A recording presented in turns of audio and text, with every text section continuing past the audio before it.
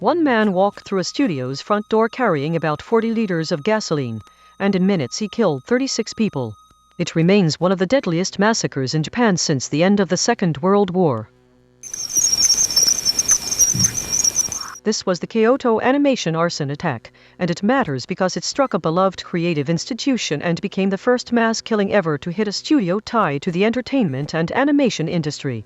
On the morning of the 18th of July, 2019, a man who did not work for the company entered Studio 1 of Kyoto Animation, in the Fushimi ward of Kyoto. He doused the area and several employees with gasoline, then set it alight. 36 people died. Another 34 were injured, including the attacker himself. The fire destroyed most of the materials and the computers inside Studio 1. Beyond the human toll, the numbers mark this as a historic tragedy. It was the deadliest building fire in Japan since the Myojo 56 building fire in 2001, and one of the worst massacres the country had seen in the post-war era. The details of that morning are stark.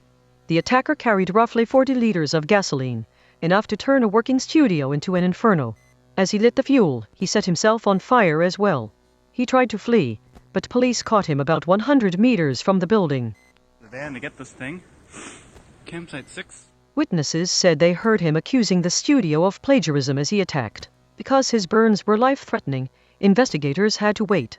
More than 10 months passed before he had recovered enough to be taken into custody. On the 27th of May, 2020, police arrested 42-year-old Shinji Aoba on suspicion of murder and other offenses. Kyoto Animation itself, often shortened to KyoAni, is a Japanese animation studio and light novel publisher based in Uji in Kyoto Prefecture. It was founded in 1981 by the husband and wife Hideaki Hatta and Yoko Hatta, together with a number of former Mushi production staff. Hideaki Hatta served as president until his death in 2026, and Yoko Hatta remains vice president. What followed the attack was an outpouring of grief and support from around the world, and a long road to rebuild both a studio and a shattered community. The scars run deep, but the story of Kyoto Animation did not end that morning, and the question of how one man's accusation turned into such devastation still lingers.